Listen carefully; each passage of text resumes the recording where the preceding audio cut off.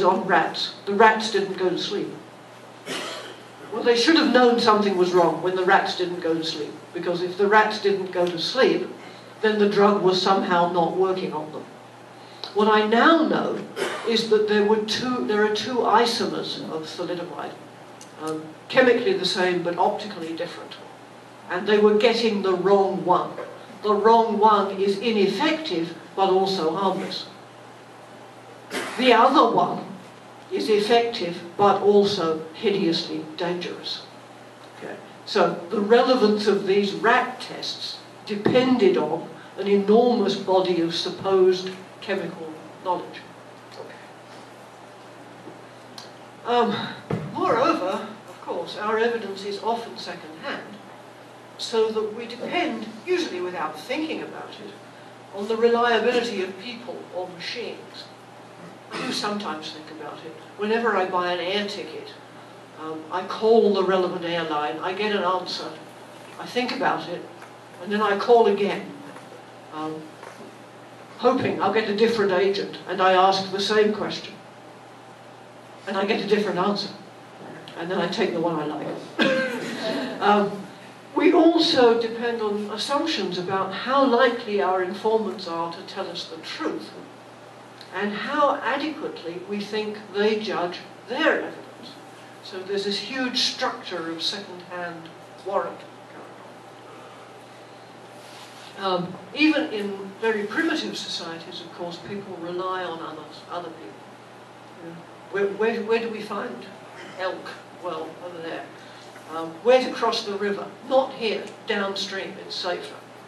And in complex modern societies, this social structure of warrant has become vastly more complicated, and we constantly depend on supposed experts and struggle to distinguish the real ones from the plausible pseudo-experts.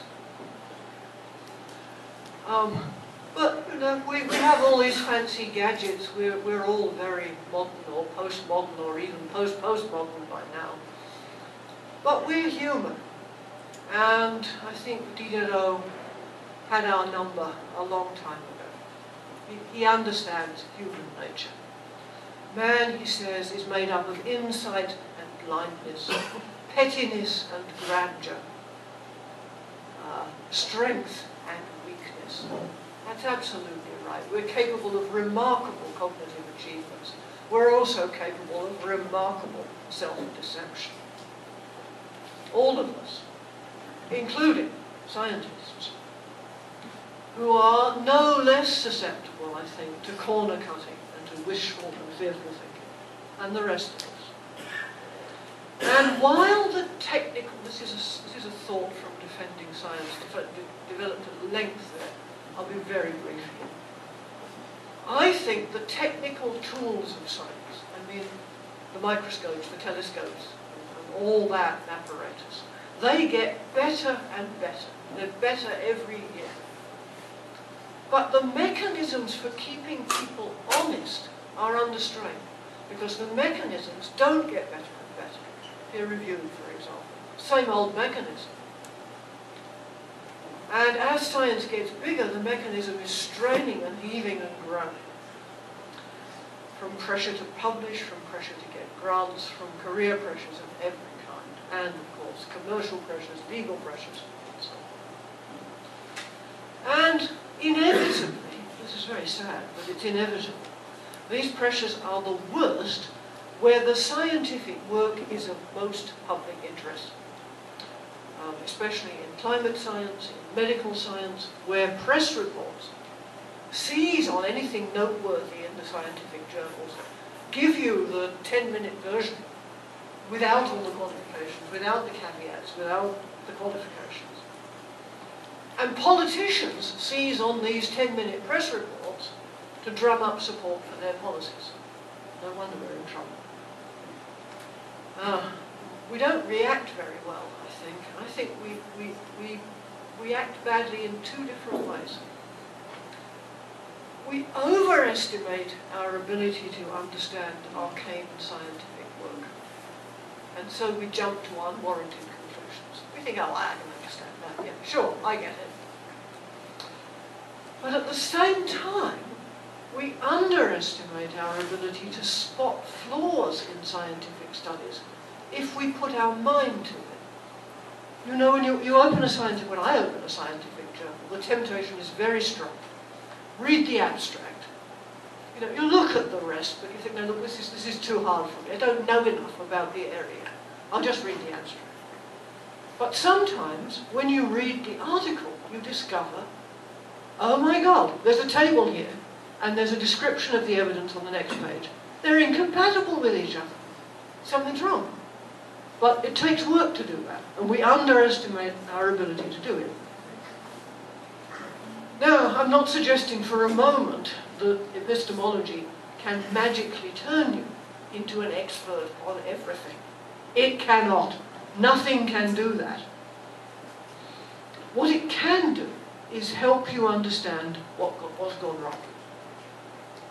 So, what can go wrong? You can misconstrue what's relevant. For example, because you're under some factual misapprehension. You can forget relevant evidence that you don't have. You can forget that it would be relevant if you knew whether thing. You can let wishes or fears colour your judgment of evidence.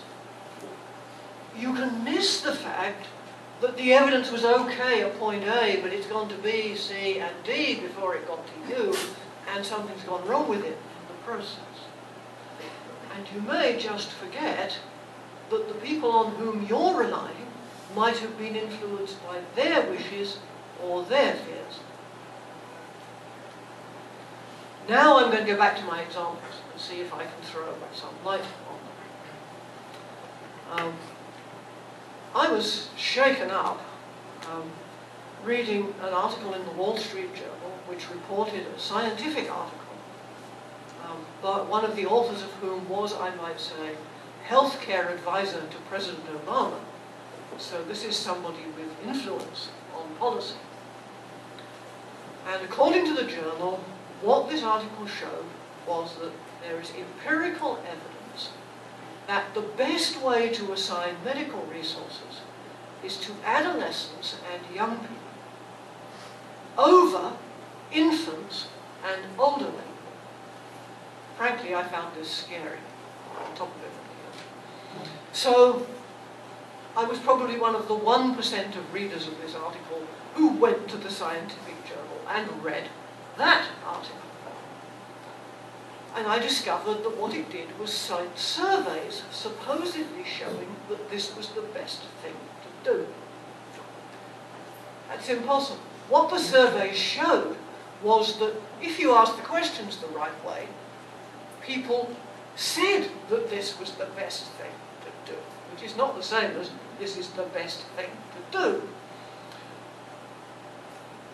Moreover, when I looked closely, there were only 2 such surveys. One of them was unpublished, and the other one, actually neither of them, said exactly what this article said that they said.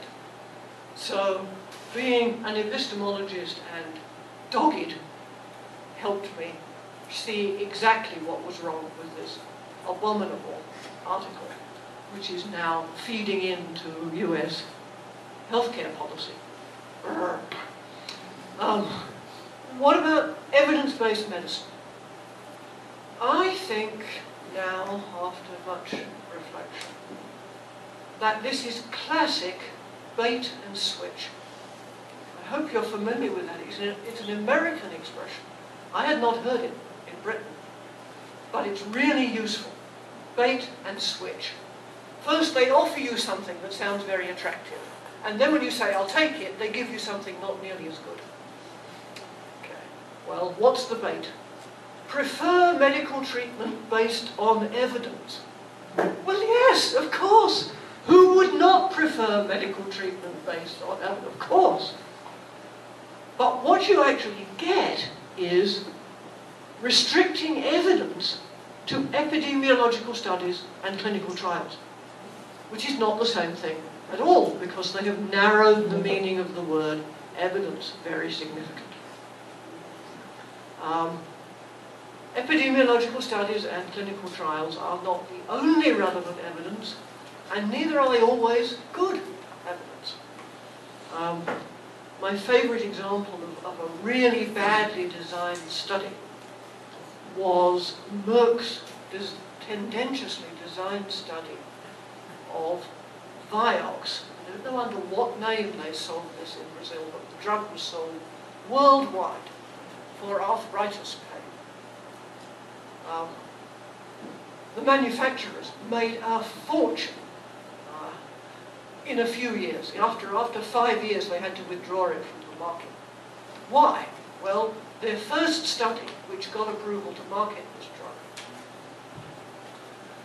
drug, checked the gastrointestinal effects of the drug for longer than it checked the cardiovascular effects.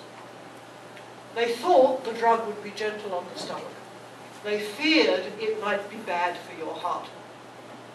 And when several people in the study died of heart attacks in the last period, they said, oh, sorry, that was outside the study period.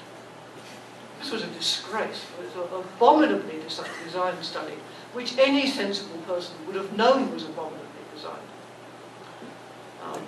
Hence this comment on, there's this picture of the pill. Arthritis pain alleviating, even if it kills you, which quite likely would.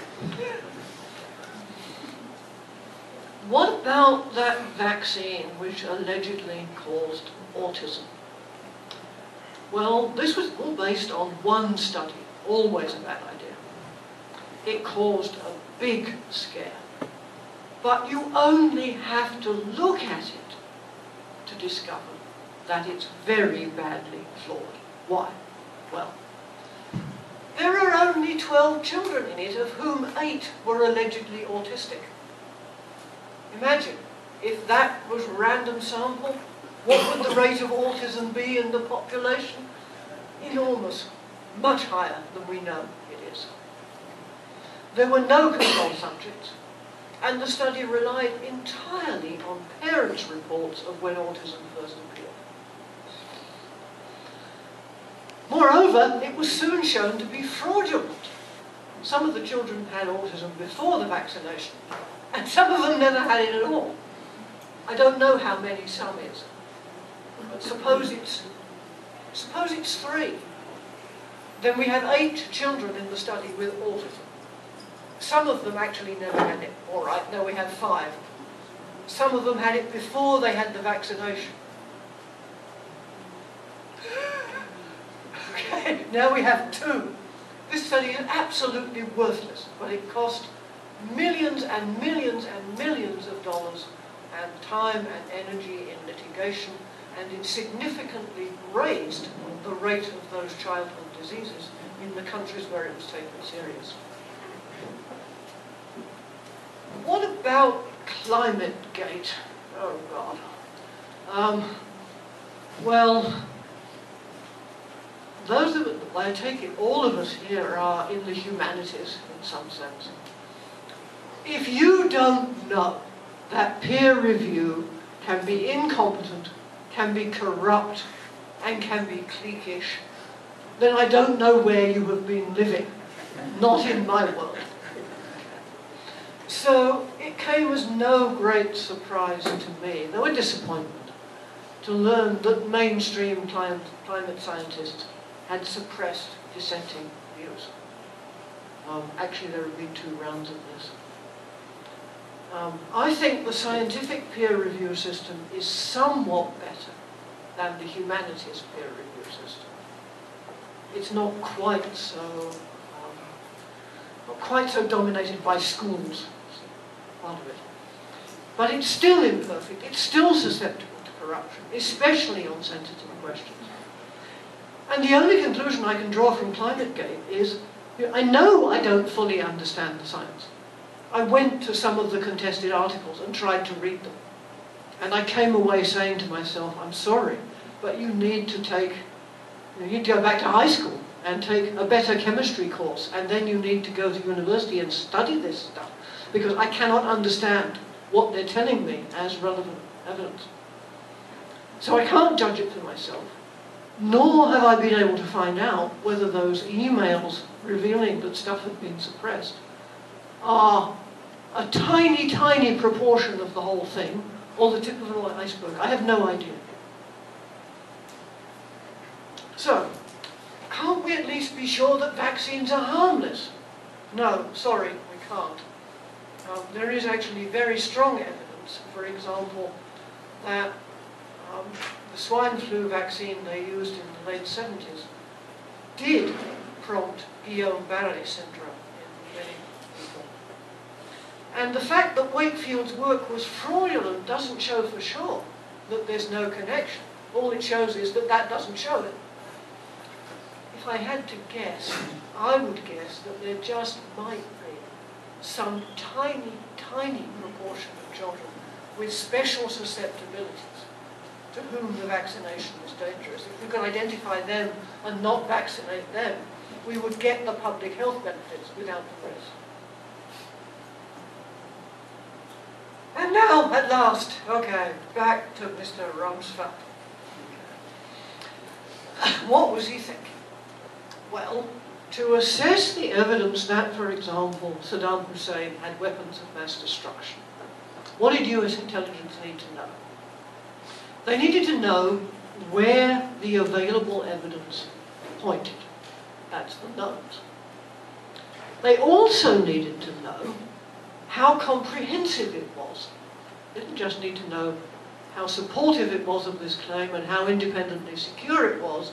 They also needed to know how much of the relevant evidence they had. Okay. And that meant that they needed to know what relevant evidence they didn't have. So Rumsfeld had a point. This is the epistemological point. While they knew what some of the evidence that was relevant that they didn't have was, those are the known unknowns, they didn't realize that other evidence was relevant, evidence they also didn't have. And there's other evidence that they didn't have, and it was relevant, but they didn't realize that it was relevant. And so, these were unknown unknowns. And US intelligence was not, as Mr. Rumsfeld said, prepared for this. They were unprepared. And there's a lesson here for all of us, and that is that those unknown unknowns, that's to say, the things that you don't know, really can hurt you. That works better in English. We have a saying in English, what you don't know can't hurt you. Not true. What you don't know can hurt you. That's the epistemological conclusion here. Obrigado.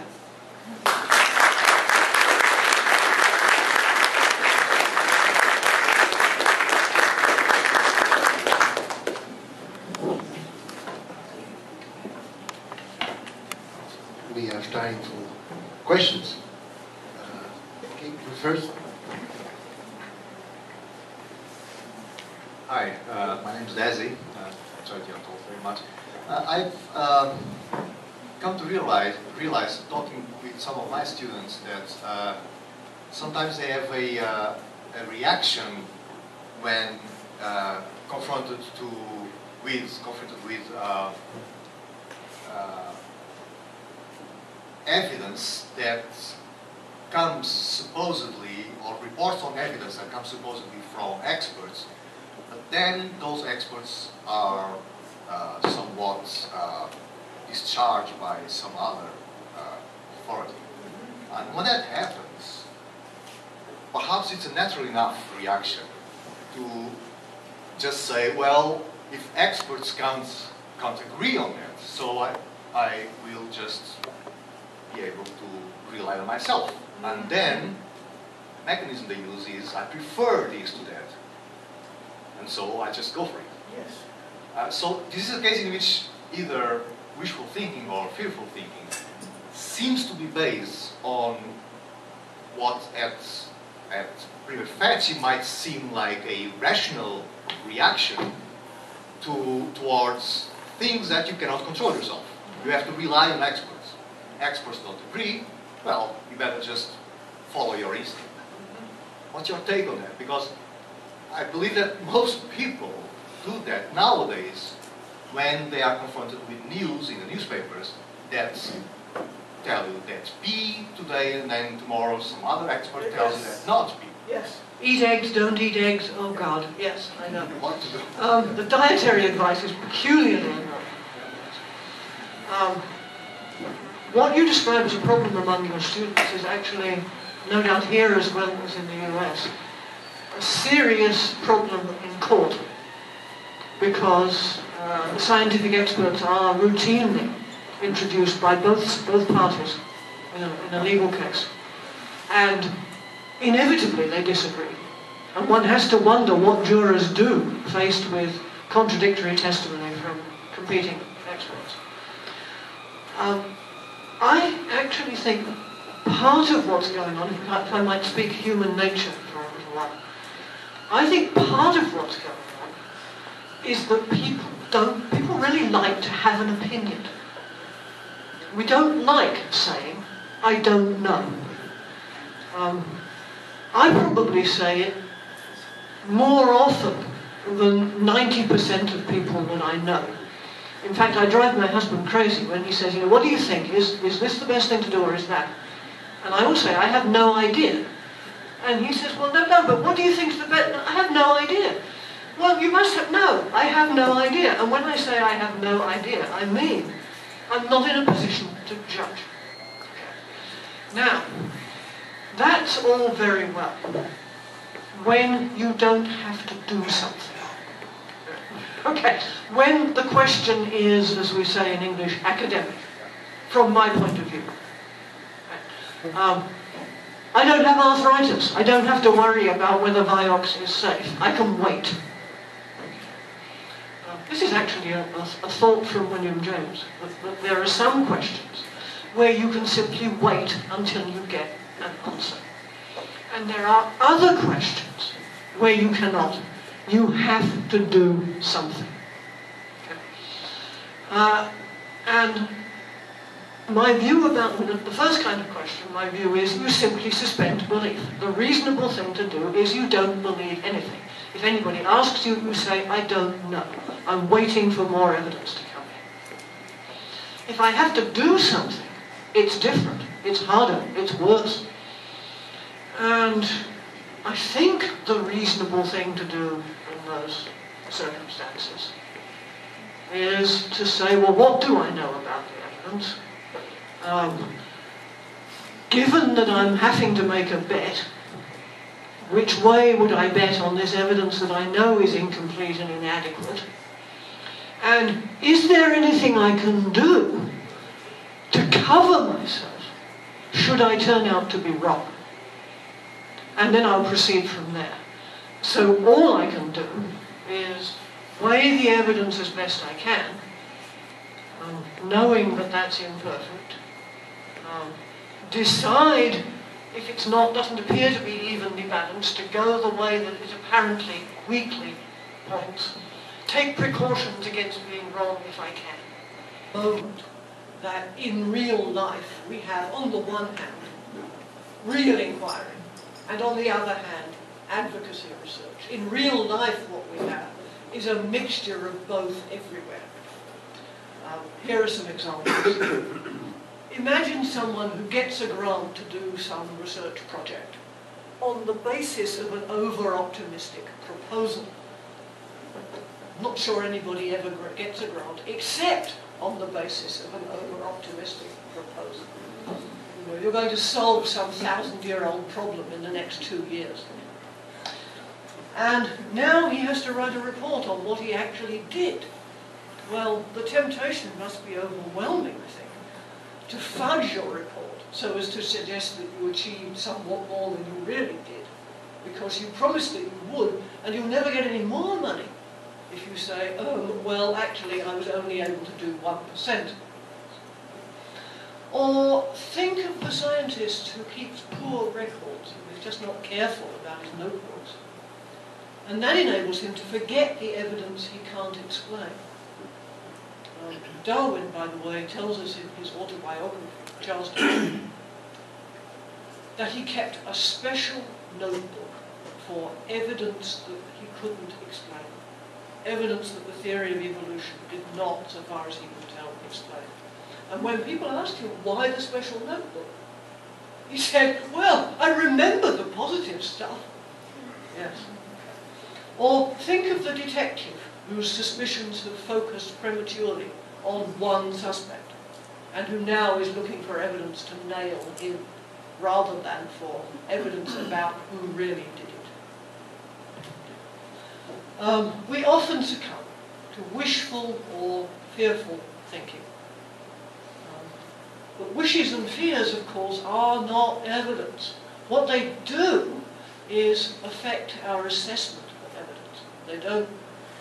They're not evidence themselves. They affect how we appraise evidence. Well, what's evidence? Well, I think it consists of experiential evidence, the evidence of the senses, and of reasons, background beliefs, working together like clues and completed crossword entries. So here is mine, and this is supposed to be the biggest crossword in the world. That's what the airline magazine says. Of course it is. The biggest crossword in the world is the crossword of human knowledge, as far as I know. Is it? What the hell is that? We're about to know. Okay, if smoke begins to emerge from the computer, warn me, I'll run for the exit. Just as how reasonable the crossword entry is depends on how well does it fit the clue in any completed entries, how secure are those other completed entries independent of this one, and how much of the crossword has been completed. That's what determines the quality of the crossword entry. And so, according to me, the quality of evidence is angry with me for some reason. The quality of evidence depends on how well the evidence supports the claim, that support evidence, how secure the reasons are independent of the claim in question, that's independent security, and comprehensiveness, how much of the relevant evidence the evidence includes. I have been working on comprehensiveness for an embarrassing number of years, and this concept is still not perfectly clear to me. Luckily, the one that will do more work in what follows is not that one. It's relevance. What evidence is relevant to it depends on facts about the world. I've come to think that this is an important point. It's not a formal concept of relevance. Parentheses, that's why I think relevance logic, though an honourable enterprise, is misconceived. Close parentheses. For example, whether the way an applicant for a job writes them, nobody applies in handwriting anymore, do they? But suppose they did. Whether an applicant for a position writes his G's like this, or with a big loop, whether that's relevant to whether he can be trusted with money, depends on whether graphology is true. Whether it's true that you can tell a person's character by their handwriting. I actually have another and perhaps better example of the material character of relevance. Hard to put on one slide or even two, but I will tell you off the slideshow. Do you know the drug called thalidomide? Maybe it's not such a good example. It was a sleeping pill sold in Europe and in the British Commonwealth in the 1950s. Turned out to cause, underlining, wishes are not evidence, sadly. So, Jesse. yeah, is this working? I'm in? Good? Okay. So thanks very much for the talk. I actually was sympathetic to a lot of the micro details, but the macro picture eluded me. The title of your talk and the opening remarks suggested a defense of epistemology. But what you described made very little contact with what epistemologists do. So if you think about leading theories in analytic epistemology like dogmatism or internalism, various kinds of contextualisms, none of them are doing the kind of work that you have described as valuable. So it looks more like statisticians and various people working in the methodology of the sciences are more valuable. But another group also has value, and it's the group of science critics. So you complained at the beginning about Rorty, but in fact, the kind of emphasis on ideology in science that Rorty was noted for was very central to your own critiques, and I think it won't have gone unnoticed in this audience that your examples included things like a critique of a Clinton advisor and a critique of those who claim that there are impending environmental disasters. And I take it that you are cued into those areas of criticism in part because you saw them as clouded by ideology. I take it perhaps your own ideology has played a role in alerting you to these areas when you described, for example, your horror in reading the article suggesting that experiments on teenagers were of greater value.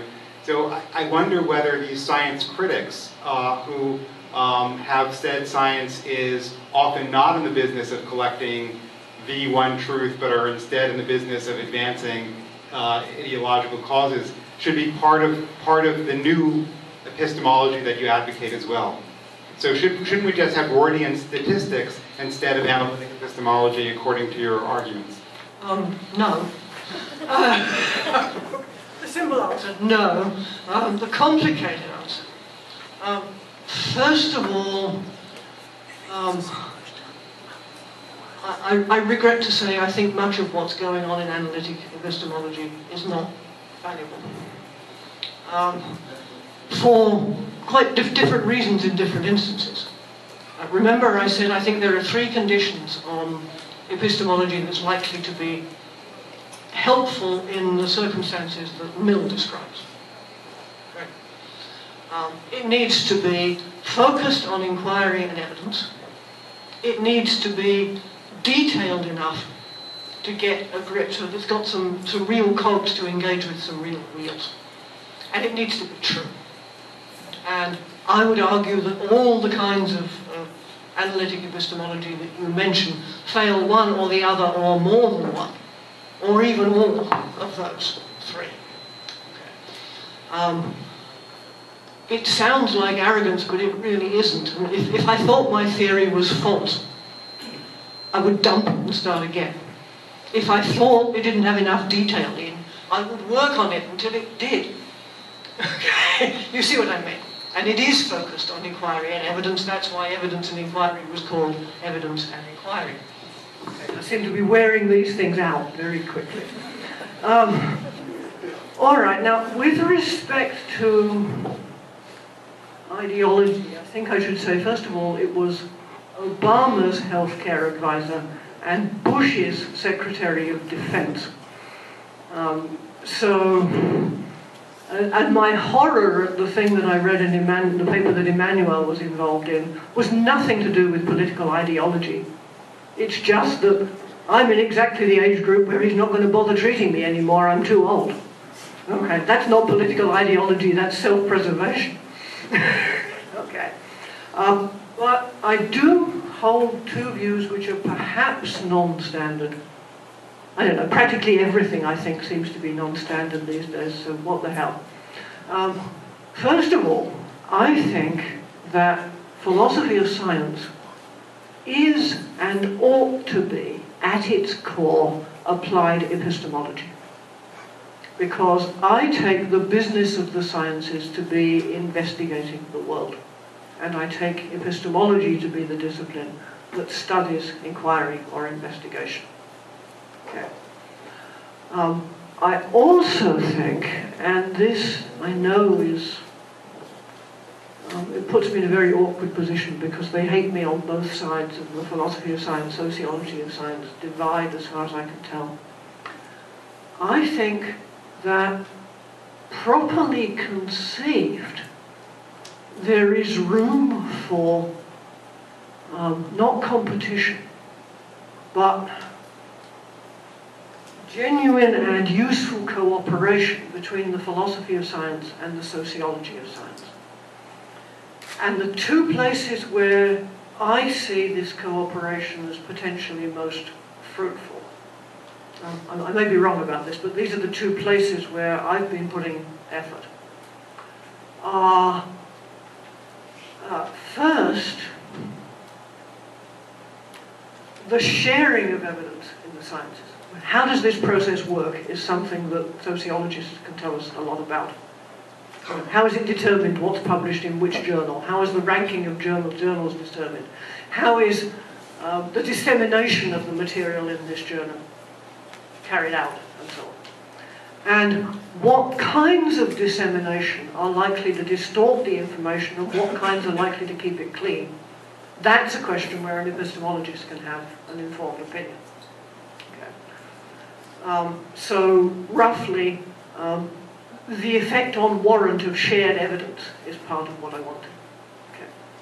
And then I think the other place where sociology and philosophy of science really should cooperate is that the sciences have evolved some mechanisms for ensuring that people will share evidence with others in the field and will be honest in what they report about what they did and what they found. And I think that we could use the help of sociologists to understand why those mechanisms seem to be working less well now than they used to do, because the size of the problem has become so big and the role of interest has become so large. And then I want to make one final comment about statistics.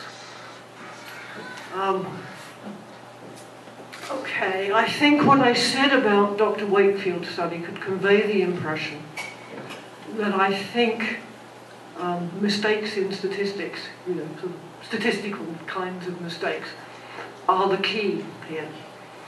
And while I think sometimes they are, I want to have it on the table so that everybody knows this. I think that the epistemological sense of probable is completely different from the statistical sense of probable. Not only different in some informal way, but different insofar as it does not satisfy the Kolmogorov axioms. And a good deal of problems in this area are caused by switching from a statistical sense to an epistemological one, as if they were interchangeable. And my belief is that they're not. I have an argument for that. It's not just something I pulled out of the air and liked. Okay. Let's go. Yes, my question is related to Jesse's question. There is a famous anecdote where the decision theorist Duncan Luce was once in a committee for choosing an academic. And he said at one point, why should we not use our decision, some of the colleagues said, Duncan, why don't you use your decision theory in order to know whose candidate to look for? And he said, come on, that's serious business. So it seems that you draw a sort of similar line for applied epistemology, so to say. But isn't it the case that a number of those principles about evidence or about knowledge that you have been implicitly using in some of your examples are the object of the study of those professional epistemologists that you somewhat ridiculed? Because even the Rumsfeld quote is, well, rings a bell to any epistemologist today, because it's a kind of very Williamsonian saying, when he says that there are those unknowns that are unknown we don't know. I mean, it's a failure of what Williamson calls luminosity.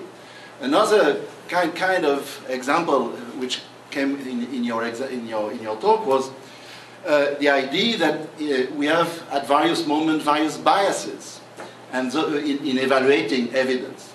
Some of those biases have been discussed a lot by some epistemologists of the analytical stripe recently under the name of pragmatic encroachment, where the idea is that when we judge a certain kind of a piece of evidence, there is a certain impingement of practical matters. So it looks as if, in spite of the uselessness of normative epistemology, so to say, it's not absolutely sure that the kind of intuitions and the trade-off between norms and practice that they discuss is absolutely irrelevant. I wouldn't say that in order to train people in medicine, we would have to give them a lot of get-here examples. That's certainly not my line. But it seems that you are a bit hard on the work of normative epistemology, because after all this normative epistemology is about the very concepts which are used in the kind of examples that you discuss. Oh, okay, you misunderstood me, first of all. I was telling you everybody needs epistemology. That's the point of the title. Not nobody needs it, everybody needs it. We all need it. I'm anxious to say, however, that doesn't mean everybody needs all the work of analytic epistemology, nor everybody needs only that work. Okay. I am a little jaded about some branches of recent analytic epistemology, I have to say, in part because shortly before I wrote this paper, I attended an epistemology conference, the title of which was The Point and Purpose of Epistemic Appraisal, to which I went happily, right, smiling from ear to ear, saying, I have something to say about this. I don't want to say this is the point and purpose, I do want to say it's a point and a purpose. The law is up to its neck in epistemology. The law really relies on epistemological concepts on a daily basis. And I went and talked about how US law understands a standard of proof and how this understanding has been confused by a fudging together of probable in the epistemic sense and probable in the statistical sense, which has been a catastrophe for the legal system. And I spent a weekend just looking around me thinking, what am I doing? I felt like a Martian. Really, I felt like a Martian. Everybody else was talking about get-here. I have no idea what this had to do with the point and purpose of epistemic appraisal. But the point I'm trying to make here is we all need it. We don't need everything in analytic epistemology on a daily basis. We don't need only things in analytic epistemology on a daily basis. And I have to say, on reflection, having listened to myself this morning, I'm inclined to say that if you read anything epistemological in preparation for this talk, what should I have recommended? And I think, there's a profound irony here, I think the two things I should probably have recommended. Self-interest says evidence and inquiry. But listening to myself says, no, read Clifford on the ethics of belief and read James on the will to believe and figure out where in the middle ground between those two the truth is.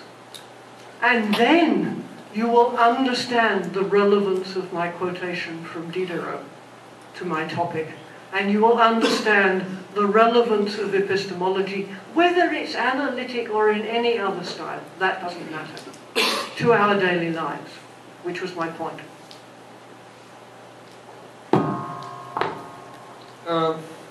I think there's one good thing in your talk. It's on the fact that you are talking about the conditions under which we optimize epistemic goals by means of scientific testimony. And scientific testimony by means of papers, journals, television, etc.,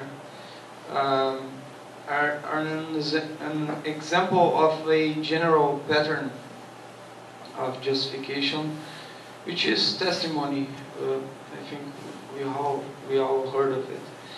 And there's a struggle in the testimony literature about how we get justified by means of testimony.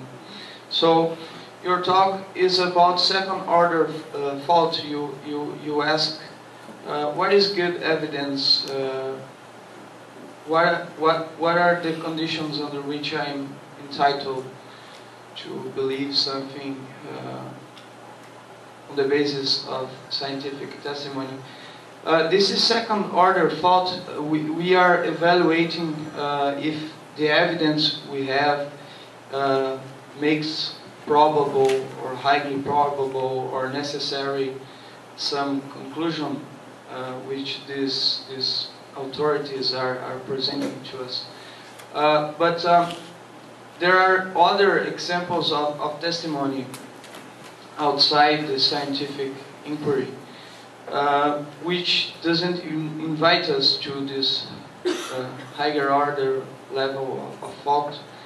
And we just believe them in the testimony. The example being that of you come to a known city and ask a person, where's the street X? And the person says it's on the left, and you go there and you're rational, believing this person. But you don't have this higher order faults about the reliability of that person. You're not using inductive arguments, etc., etc. So my question is, are you implying that there are some kinds of propositions which we need to evaluate evidence in second-order faults, and there are other kinds of testimony that we don't have to do that? And what is the criterion by means of which you make this distinction? Okay, I can't answer the second half of the question, but that's okay because my answer to the first half is no. Phew. Okay. Let me start by saying, I think I have to describe something about the evolution of my work. In evidence and inquiry, I was concerned only with an individual, his evidence with respect to some claim. Okay. In defending science, it's impossible to proceed like that. I have to be concerned with the evidence with respect to some scientific claim. And my strategy for handling that is actually probably formed by suffering too much popper as a young woman and reacting very strongly against it. I think epistemology without a knowing subject was one of the worst ideas of the last half of the last century. So I think that the way to understand the justification of scientific claims is to start with the individual scientist, then to move to a group of scientists and ask yourself what's gained and what's lost in terms of warrant when you have many people involved. And move from there to an impersonal conception of justification. Now that was in fact an amplification of a very small passage about testimony in evidence and inquiry, which went roughly like this. When somebody tells me something, for example, if you want to get to the sea, you go that way. I don't ordinarily engage in conscious thought about whether or not I should follow their directions. I just do it. Okay. But when you unpack what's involved, something really quite complicated is going on. That's to say, I assume some things about the language that they're speaking and their understanding of it as opposed to my understanding of it. And I assume that they have no particular reason to lie to me about which way the sea is. And I assume that if they're willing to give me directions, they probably have reasonable information about which way the sea is. So I think that a structure of justification of what you called second order is already involved, even at the level of the very simple example where you said it doesn't kick in at all. And then I want to add one further qualification.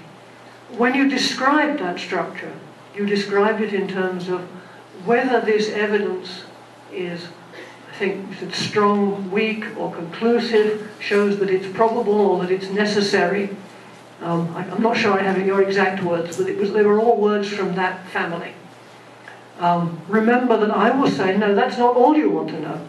You don't just want to know how well it supports the conclusion. You also want to know how secure it is and what relevant stuff might be missing. Okay, remember my account of warrant is three-pronged, and you appeared to be talking only about one of the three dimensions. So, I don't draw a sharp line between where you need this second order stuff and where you don't. I think implicitly we use it all the way down. And when I think that it has the three-pronged structure and not the single supportiveness structure, that I think is one of the things that's wrong with many extant theories of warrant, that they're one-dimensional and they need to be three-dimensional. Counts a number of actions that were taken basically to muddy the waters by some very, very, very prestigious scientists who lend themselves, or for ideological reasons, political reasons, did these. And it continues until now with ClimateGate. These people were very famous physicists. They worked on the atomic bomb, and then they worked on rocket science, and then one of them, Fred Seitz, was president of the National Academy of Science, and and so the first fight they did on this book is the fight against tobacco causing cancer. And they went on and on and on, and what did they do? It was clear that the tobacco companies knew, these were known knowns, they knew that tobacco caused cancer. Yet, these guys just went out there and muddied the waters and created doubts by creating congresses and journals and publishing in the Wall Street Journal. Wall Street Journal is a really bad example ideologically. So is the New York Times. That's the problem. So is the New York Times. Well, they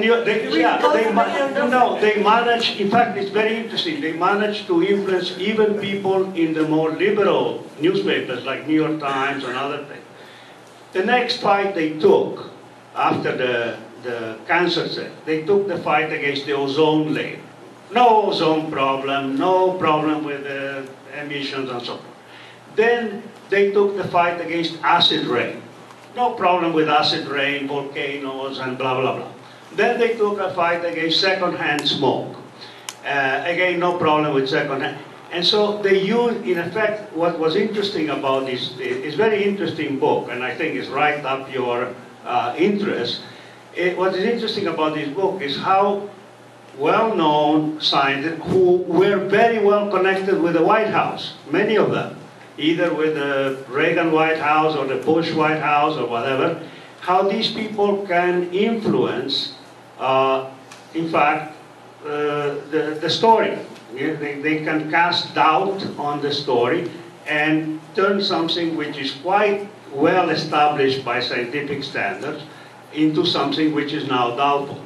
And in the case of ClimateGate, for example, which they discuss, both the main characters in these, which was Michael Mann and another guy named Sander, they just published books, I think, this year, which I read, which are very interesting.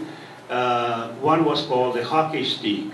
And they show how, this whole thing about their distorting this evidence was baloney. It was all, I mean, you might believe them or not, but in any case, they make a very detailed argument about this whole thing. So there is a sense in which it's not only the known knowns and the knowns unknowns and the unknowns unknowns, but there is the known knowns which are treated as unknowns. And that, I think, is very, very problematic.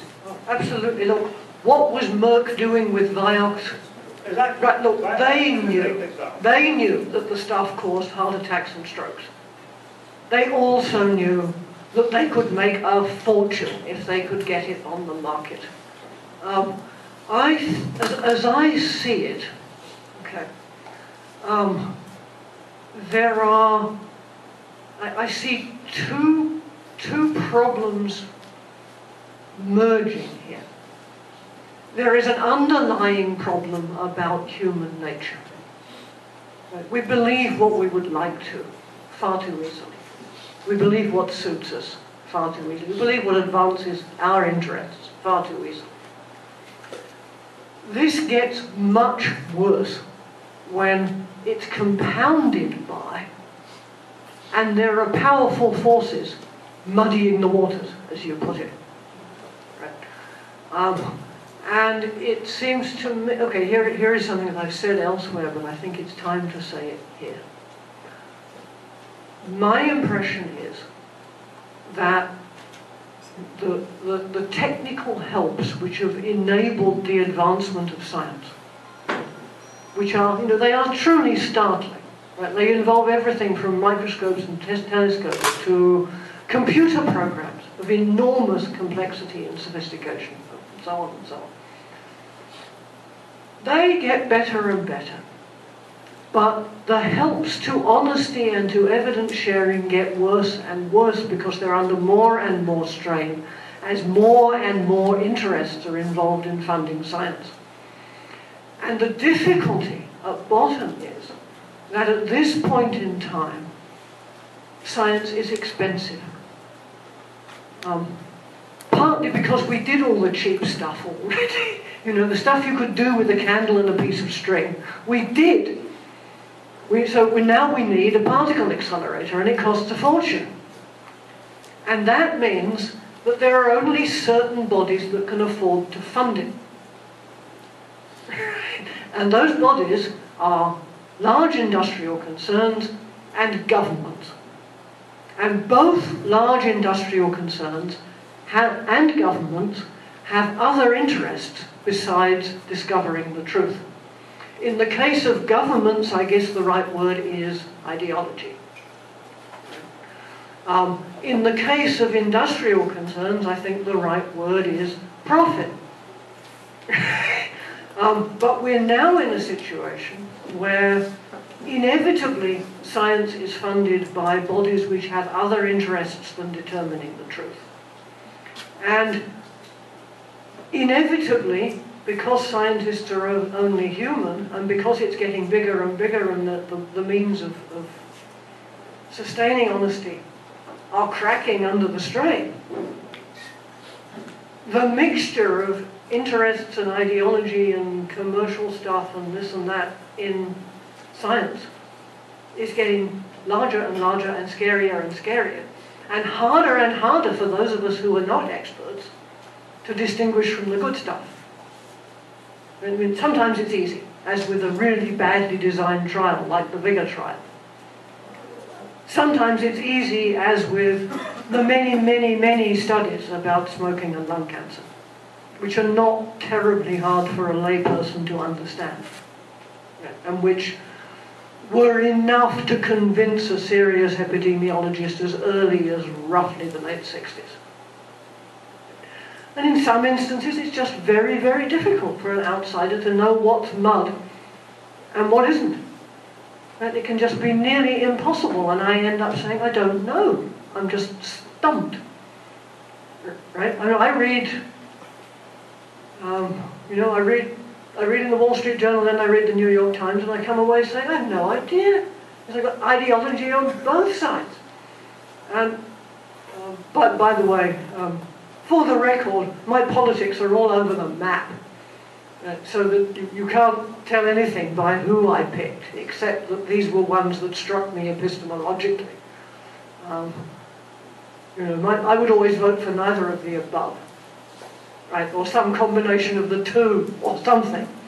And so, from my point of view, that the ideology goes one way or another just makes matters harder, not easier. Even if it goes the way that I might go if I knew more. And by the way, I tried to read Michael Mann and I couldn't. I can't, you know, when it isn't polemic, which I understand, but which I discount, I know I don't know enough to know if it shows what he says it does. And that's all I know at the end of the day. I don't know. You know, might as well recycle because it doesn't cost me much, but I really don't know.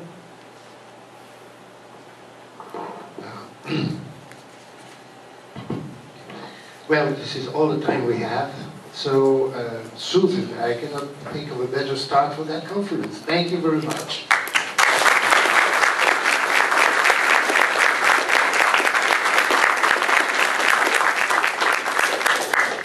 Now, Adriano will give some advice. Okay, just briefly.